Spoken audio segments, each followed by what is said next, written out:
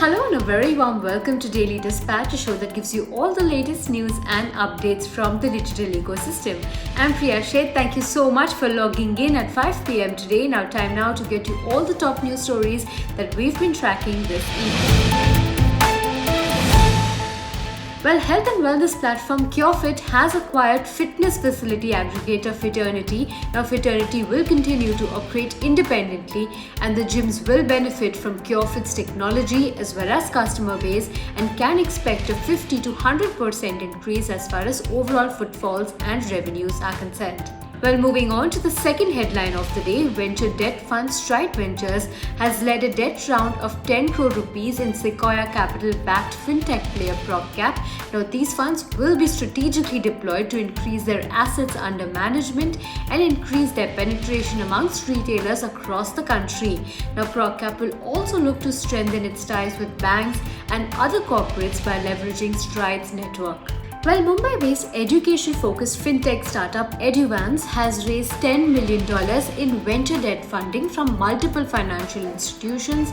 Now, it will be using these funds to expand its customer base of students and learners who are looking for loans for educational purposes. Well, moving on to the final headline of the day, celebrity engagement platform Unlu has raised a seed funding round of 9 crore rupees led by Nexus Venture Partners. Now, the startup, which has over 1 million users so far, plans to utilize this funding to build technological base, support product development, and fuel market expansion. Well, moving on to our second segment, we have with us someone who has been leading the digital payment space. We have with us Upasana Thakur from MobiKwik. Many thanks for joining us today. First of all, run us through how the last year has been. 2020 has been a mixed bag for startups across the board. But for MobiKwik, what has been your experience? Yeah, so I think, right up to March 2020, it was sort of a phenomenal time for us. March 2020, we did our highest revenue ever. And it was also the month in which we were fully profitable. So, we were really looking forward to further growth in starting April. But then, of course, COVID came along and there was a full lockdown. And so then the payments business suffered, our credit business also suffered. But I think that we are feeling fairly good now. I think the payments business sort of came back right around Diwali.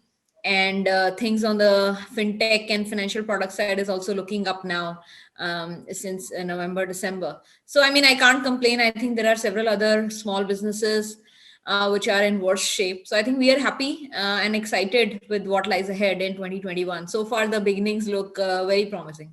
When you look back in terms of customer additions as well as transaction volumes, I believe there was a slight dip that we saw during the lockdown period. So are we back to pre-COVID levels? If you could give us some estimates in terms of how transactions have been panning out, and in terms of customer additions, how has it been so far? Yeah, I think in terms of new customers, actually, the growth has been fairly strong. We ourselves are acquiring upwards of 3 million customers every single month. So that has been amazing. And in terms of the payment volume, transactions, as well as, the total TPV or GMV, also, we were back to our pre-COVID numbers, as of November, which is the Diwali month. So since then, we are seeing sort of month over month growth in the 8 to 10% range. So on the payments business front, I think that, business is back, consumption is coming back, people are spending money. Of course, they're not yet traveling as much. So travel as one category is still slightly down. But other than that, whether it is food, grocery, even clothes, electronics, and then bill payments, of course, has been a staple.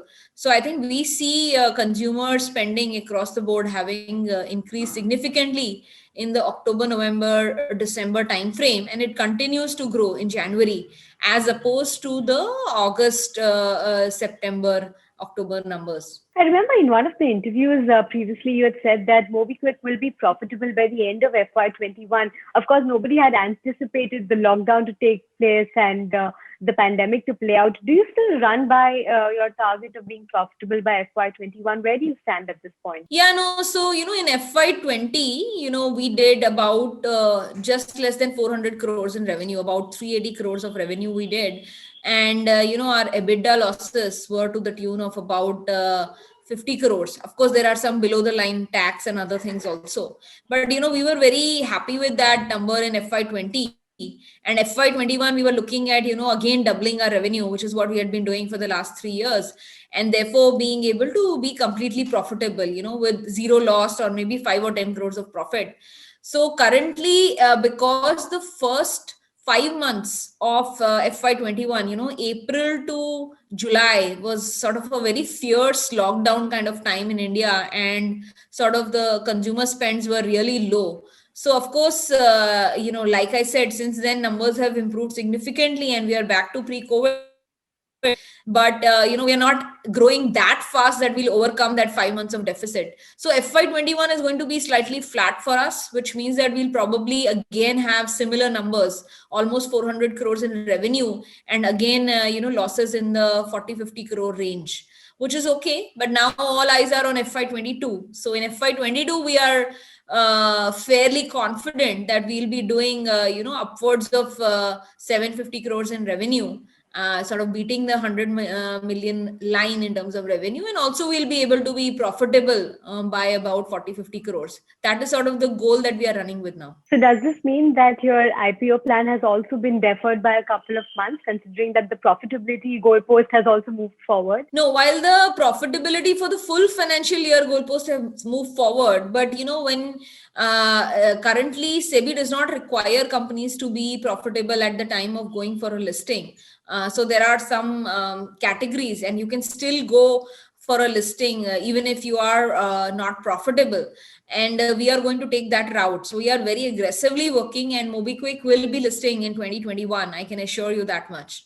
So we are working very hard towards the listing, and the next 6 to 9 months are really going to be of importance for us to getting that done. Because while the financial year 22, I spoke about, but as you can imagine, financial year 22, 9 months of that comprises of calendar year 21. So, so long as we are able to be profitable for every month starting March of 2021, and we are able to show that performance month over month, I think we'll be fine. And so we will be proceeding towards an IPO in 2021. Definitely, even though FY22 will become our first full year of profitability. When you talk about funding, I believe that you did raise some funds a couple of months ago. I think about a month or so ago, you did raise some funds. Is there one more plan to raise funds before you go for the IPO, one more round of fresh funding? Yeah, so like I mentioned, for the entire previous year, our losses were to the tune of 50 crores. And for this year also, like I mentioned, it will be similar number. So on a monthly basis now, we are not burning more than 1 or 1.5 crore. So we don't really need that much money for regular business growth. But yeah, we are moving towards an 150 to 200 million dollar worth of IPO raise, and to that extent we might raise a little bit of capital as pre-IPO, just to make sure the company has enough capital and is able to invest in the right areas, so that we are able to deliver growth quarter over quarter as we go down this very exciting journey of becoming the first fintech in India to list. While we are excited for your journey, I wanted to ask you for 2021, in terms of your overall outlook for the business, what kind of targets have you set for yourself in terms of customer additions, in terms of transactions, in terms of new product launches? What's in the pipeline? So yeah, new products is something that, I'm very excited about. All through COVID, we have been focusing very significantly on the growth of our buy now, pay later product. It is called MobiKwik Zip. And, all through COVID, we have seen growth and scalability in that business. And, the credit cohorts have held really well. So currently, from our user base of about 120 million, we have pre-approved 15 million of our users for this credit product called Zip.